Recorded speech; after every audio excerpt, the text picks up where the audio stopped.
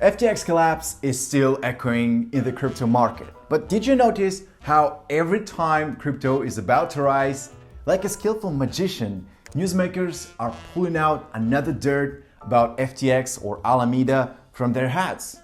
Well, revelations are never ending though. Okay, this time I found more info that points to one unobvious fact. Sam Bankman-Fried knew about everything. And this little dumbhead tries to convince people surrounding him that, well, he's innocent. But mathematics and logic, well, disagree. So let's dig out another pile of shit dedicated to once be loud and now just be load SBF and his masterpiece FTX.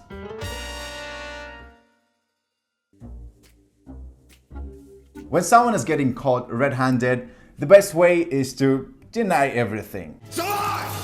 I never broke the law! I am the law! Especially when you have a reputation of a good boy. Well, SBF did so when Alameda and FTX began to collapse. But oh god, he knew. Popular tweeter KALOE from letguard.io is big fan of numbers, graphs, and statistics in general. So he conducted his independent, so to speak, investigation.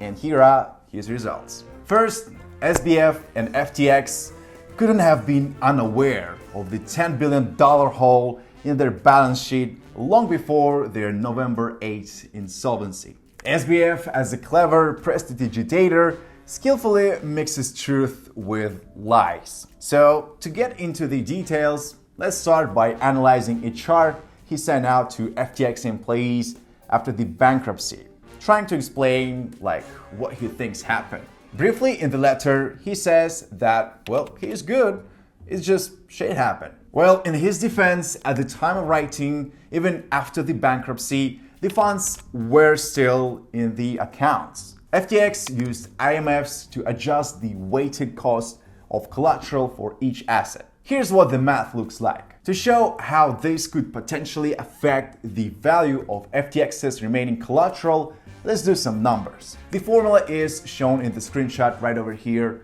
and you can see it now. Using the average token prices from the week before the FTX bankruptcy for FTT, SRM, and SOL, the three largest FTX collateral positions eligible for spot margin, we can calculate an approximate position in terms of token size for each. You can see that the average value of collateral for each asset should have been significantly affected by the IMF, though still too high. A total spot collateral valuation of $1.6 billion is an 88% reduction from the book value of $13.6 billion on the FTX less liquid portfolio page. This is where the risk management mechanisms start to fall apart. There are no rules on the collateral management page that govern IMF ratios or all accounts that use a particular type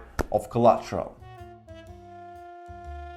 But what is the meaning behind that? It would be correct to spread the collateral across multiple accounts to get a higher collateral value for each asset. This quickly increases the value of collateral on the exchange. But it only takes 20 accounts to increase the value of the collateral by about 3 times. So the more open accounts, the closer the value of collateral to the underlying price of each asset.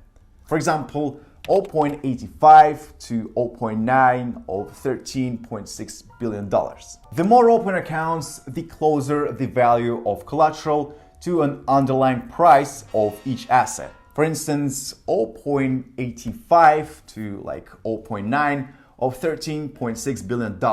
There are a few more moral issues that the expert noted, primarily due to the permission to use some of the collaterals mentioned. For example, the SRM book value would mean that more than 8 billion SRM tokens were potentially used as collateral on the exchange, while only 1 billion tokens were publicly unlocked, which means that illiquids like locked tokens are being used as collateral. Here's the timeline we looked at earlier. adjusted for Alameda's weighted, like real collateral value stored on one single account. As you can see, even at their peak in April, they were already in jeopardy of being margin called. Well, of course, you don't care for it, as they were playing the game using God mode. Now, if we assume, well, somehow Alameda was semi-playing within the rules of the exchange, they would have to disperse their assets across like 250 accounts to justify FTX giving them another $6 billion of credit this June. It couldn't have happened without signaling several red flags internally. So no type of disbursements ever happened on chain.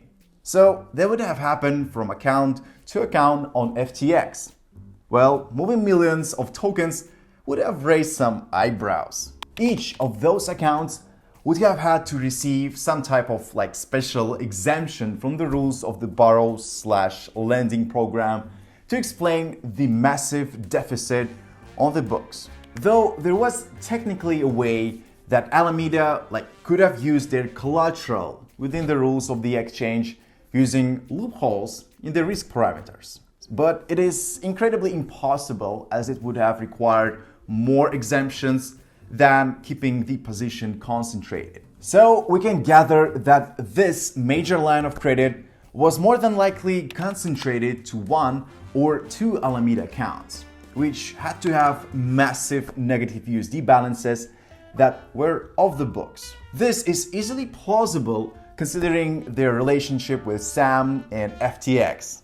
It will be far from the very first time they were issued as special exemption by the exchange. Off-the-book lending of user funds is like a polite way of rephrasing theft. But FTX and SBF is trying to justify this by claiming that they only allowed Alameda accounts to borrow within the limits of their spot collateral value. There is no way of dodging the point SBF is intentionally turn a blind eye to Alameda's massive line of credit. He made exemptions that never should have been made. Gambling they could claw their way out on the hole they found themselves in.